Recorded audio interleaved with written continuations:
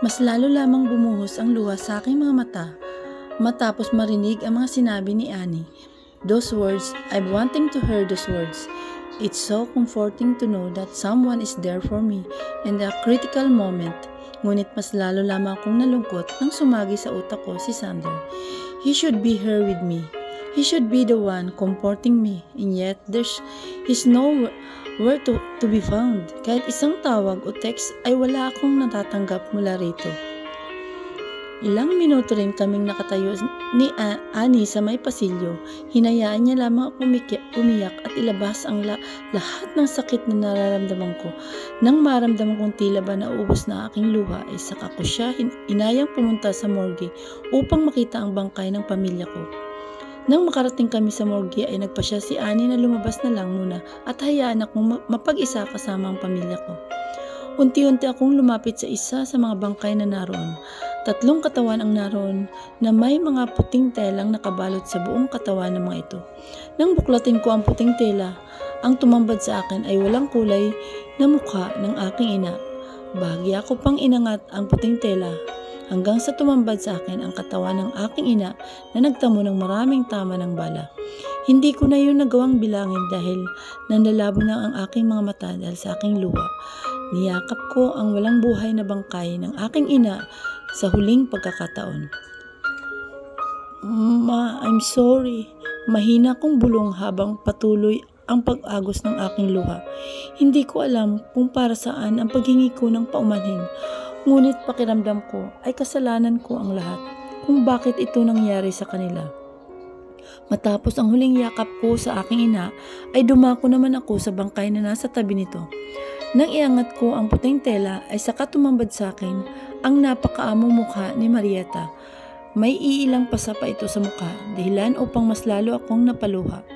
I can't imagine how horrible it is to be in that kind of situation. Kagaya ng aking ina ay tadtad din ng tama ng bala ang buo nitong katawan.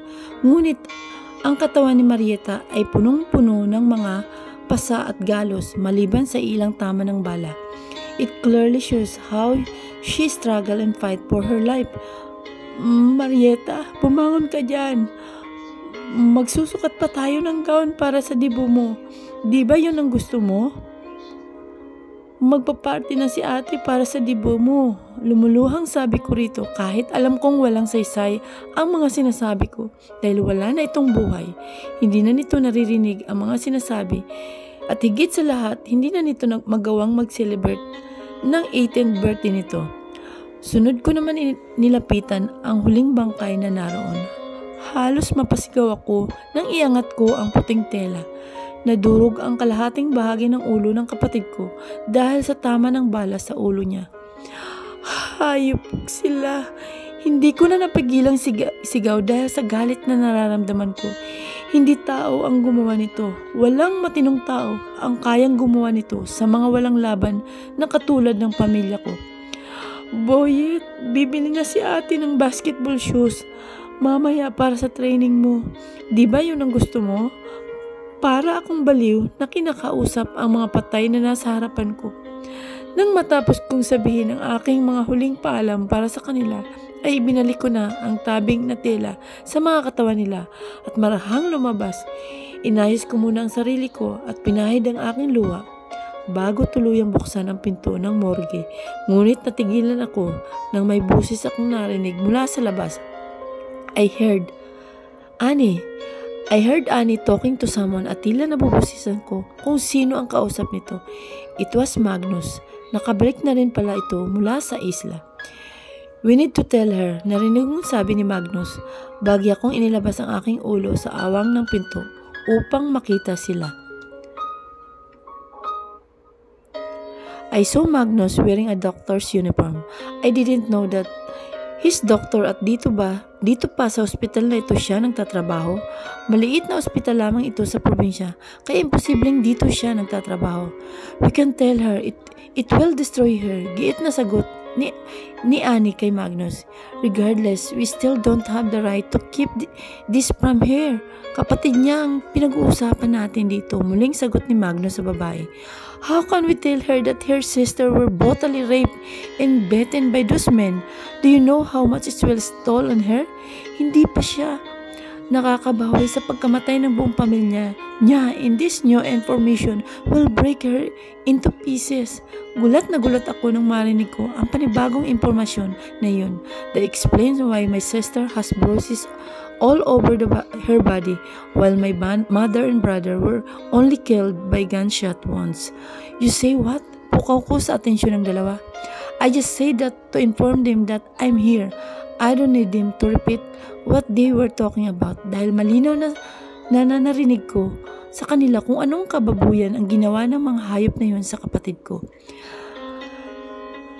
Andy, yun lang ang tanging nasambit ni Annie nang lingunin niya ako. Si Magnus naman ay nanatiling tahimik at puno ng awang na nakatingin lamang sa akin. I'm sorry, yun lang ang tanging nasabi ni Magnus when he finally speaks.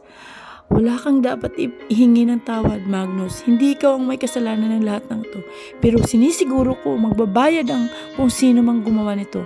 Hindi ako titigil hanggat hindi lumalapat sa mga kamay ko ang dugo nila. Malamig kong turan sa dalawa. Tila naman natulos sa kinatatayo nila ang dalawa dahil sa sinabi ko. I will just talk to the hospital para maiayos ko ang magiging libing ng dalawa. Wika ko ulit sa mga ito na hindi pa rin nagawang alisin ang titig sa akin at nanatiling tahimik. I will take care of everything. Andy, you need to rest. Punong-puno ng pang-aalalang sabi ni Magnus. I will take you home now. Let Magnus handles everything. Dugtong pa ni Annie. No, this is my family at ako ang dapat mag-asikaso sa kanila. Numalikod na ako sa kanila upang magtungo sa nurse station nang may maalala ko. Muli ko silang binilingan ng tingin. By the way, after this, please tell Sander to make time for me. I need to talk to him. Malamig kong turan sa kanila. Isang mabining tango lamang ang isinagot ni Magnus, habang si Annie naman ay sumunod na sa akin upang samahan at tulungan ako sa mga bagay na dapat ayusin para sa burol at libing ng pamilya ko. Andy, ang plano kong kausapin si Sander pagkagaling sa hospital ay hindi nangyari. Umuwi ako saglit sa mansyon ni Sander upang kausapin ito, ngunit wala ito roon. Hindi ito sumasagot sa kahit na anong tawag o text ko dito. It was as if he is deliberately doing this on purpose. I occasionally saw Annie talking over the phone and I am definitely sure that it was Sander. Unti-unti na namang napupuno ng galit ang puso ko para kay Sander. He's ignoring my calls and texts. At first, I thought that he may be busy to return my calls, but when I saw that he makes an effort on communicating with Annie, I felt a certain pang of hatred and jealousy towards them. Alam kong mali na mag-isip ng masama sa kapwa, but my mind is in turmoil right now, and the only person I am counting on is nowhere to be found. Noong una ay hindi ko masyadong napagtuunan ng pansin si Sander during my hardest time dahil abala din ang isip ko sa pag-aasikaso ng libing ng pamilya ko. Ngunit habang papalapit ang libing nila ay unti-unti na ring nanunuot sa buo kong pagkatao ang katotohanang wala na ang pamilya ko. Patay na sila, pinatay sila. Hindi na tumagal ng ilang araw ang burol ng pamilya ko dahil sa bukod sa mamahaling burial chapel nakaburol ang mga labi ng pamilya ko ay wala rin naman dito sa Maynila ang mga kamag-anak namin at walang paraan upang makadalaw sila. Lahat ng gastos sa ospital at sa pagpapalibing ay si Sander ang nagbayad, pati na rin ang lupang paglalagakan sa kanila, but for me, that wasn't enough. I don't need his money, I need him. Sa 2 araw na burol ng pamilya ko, ni minsan ay hindi ito dumalaw o sumilip man lamang sa labi ng pamilya ko. I was praying hard na kahit man lang sana sa libing ay narito siya sa tabi ko habang hinahatid ko ang buong pamilya ko sa huling hantungan. Ngunit kahit anino niya ay hindi ko namalayan. Narito ako ngayon kasama si Annie at ang ilang bodyguard na ilang araw nang nakabantay sa akin mula sa ospital hanggang dito sa libing ng pamilya ko.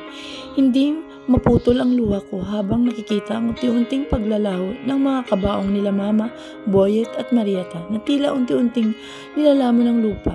Hindi pa rin maalis ang tingin ko roon habang patuloy na pinapanood ang pagsaboy ng lupa sa kabaong upang tuluyan na itong ibaon. Walang hikbing maririnig sa akin ngunit ang luha ko ay patuloy lamang sa pagdaloy. Ilang minuto rin ang nakalipas bago tuluyang nailibing ang labi ng tatlo. Maya-maya pa'y lumapit si Annie sa akin, likuran at sinasabing kailangan na naming bumalik sa mansyon. We need to go now, Annie. Andy, malamyos na turan ni Annie na mababakas ang kalungkutan sa kanyang mga tinig. I need more time. Can you please leave me for a bit and let me stay here alone for a moment? Gusto ko lang magpaalam sa huling pagkakataon. Mahinahon kong turan kay Annie na sinagot nito ng isang mabining tango. Maya-maya pa ay sininyasan na niya ang iba pang bodyguard upang mauna nang pumunta sa kotse na nag-aantay sa amin. Nang makalayo na sila ay saka ako nagsalita na tila ba naririnig ako ng aking mga kinakausap. Ma, Boyet, Marieta, magpahinga na kayo. Huwag niyo akong alalahanin dito. Kayang-kaya ko ang sarili ko. Pinapangako ko na hindi ako titigil hanggat hindi ko nakukuha ang hustisya para sa inyo. Hindi ako titigil hanggat hindi magbabayad ang kung sino mang gumawa ng kasalanan sa pagkawala ninyo. Kahit buhay ko pa ang magiging kapalit, hindi ako titigil hanggang sa may bangkay na naman sila na paglalamayan. Mahabang pangako ko sa libingan ng aking pamilya. Buhay ang kinuha nila, buhay din ang kapalit. I don't know how to do it or even where to start, but I will make sure that I will do everything to bring justice to their death.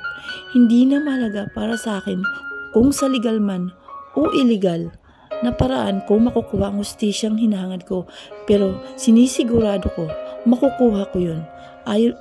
Sabi ko sa aking sarili, pinunasan ko ang aking luha at kasabay ng pagpunas ko roon ay ang pangakong yun na ang huling luhang papatak sa mga mata ko.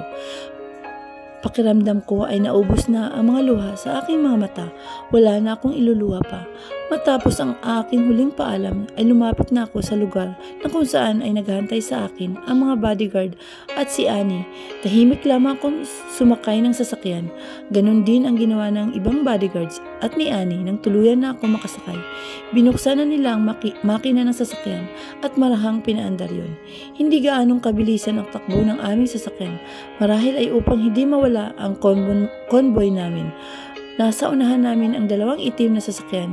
Nalulan ang ilang bodyguard habang isa namang sasakyan ay nakasunod sa aming likuran. The sudden additional bodyguards doesn't really surprise me since I know that the threat is real and dangerous. It even cost the life of my family. Nasa kalagitnaan ako ng pag-iisip nang marinig kong tumunog ang telepono ni Annie. Tila nagdadalawang isip itong sagutin ang telepono at bahagya pang lumingon sa rearview mirror. Nakasuot ako ng earphone sa mga oras na yon, ngunit mahina lamang yon. Enough for me to hear the ringtone. Hindi ko pinahalata ngunit ang buong atensyon ko ay itinutok ko kay Annie at sa kausap nito. Tinuon ko ang aking paningin sa labas ng bintana upang hindi ito makalata na naririnig ko ang usapan nila. Yes, boss, we're on our way to the mansion.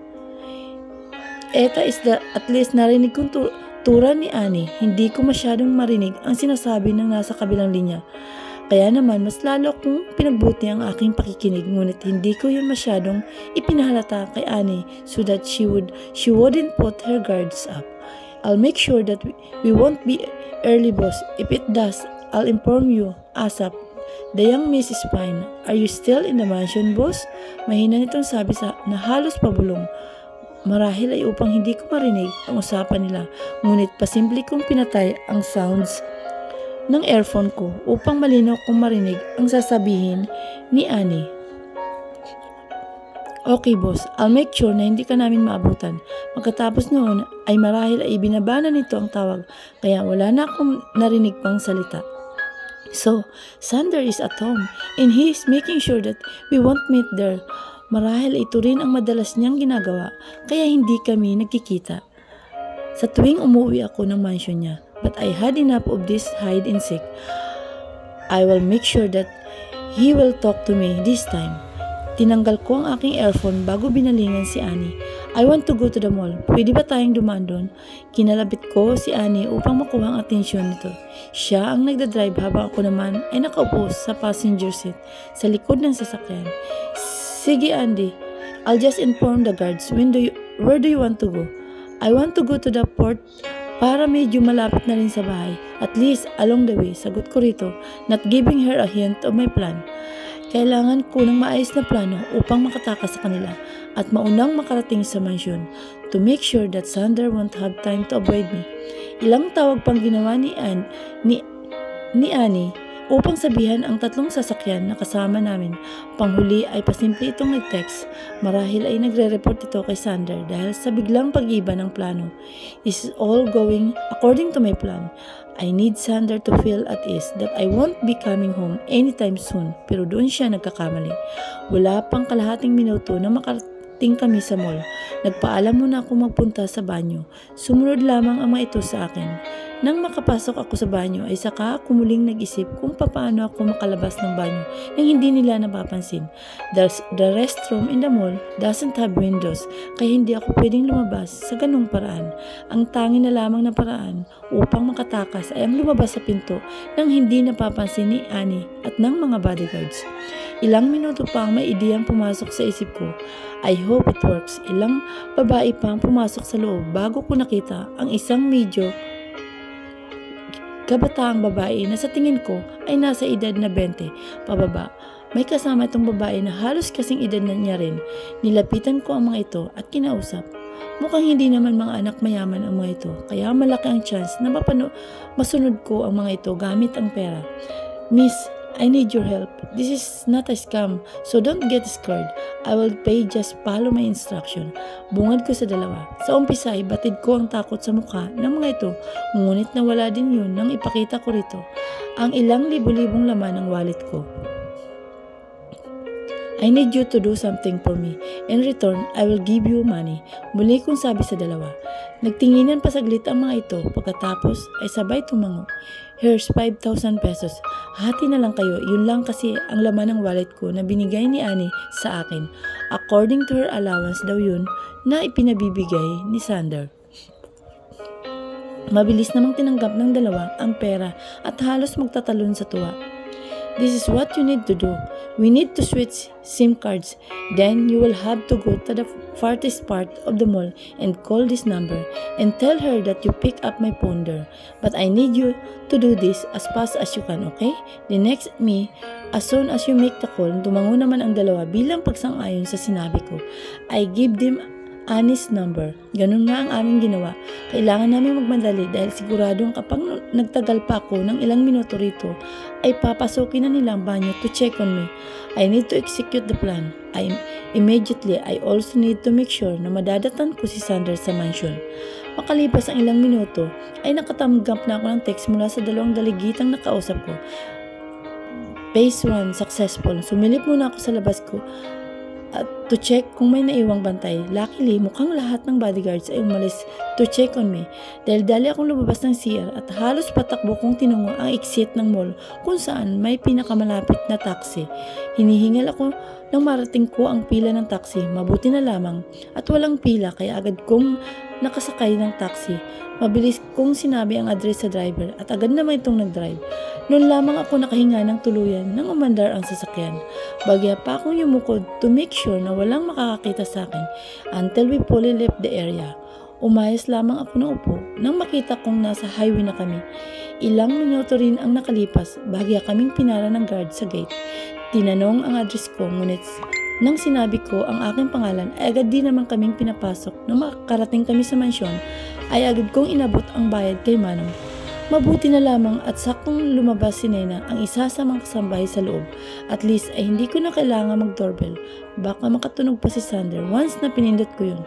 Nina, bati ko rito. Bahagya pa itong nagulat, siguro ay dahil wala akong kasama kahit isang bodyguard at nakita niya rin na bumaba ako sa taxi sa halip na sasakyan na madalas kong ginagamit. Miss Andy, bakit ka nag-taxi? Bakit po kayo nag-taxi? Lika ho, pasok na kayo. Hindi ko na pinansin ang tanong niya at dali-dali na lamang akong pumasok na mansyon. Nang tuluyang makapasok ako, ay mabilis kong hinanap ang kinaroruan ni Sander. Ilang minuto ay isang malakas na sigaw nang narinig ko sa bandang basement ng mansyon. Kahit minsan hindi pa ako nakagawi ron. Marahan akong naglakad papalapit roon. I am careful enough not to make a sound.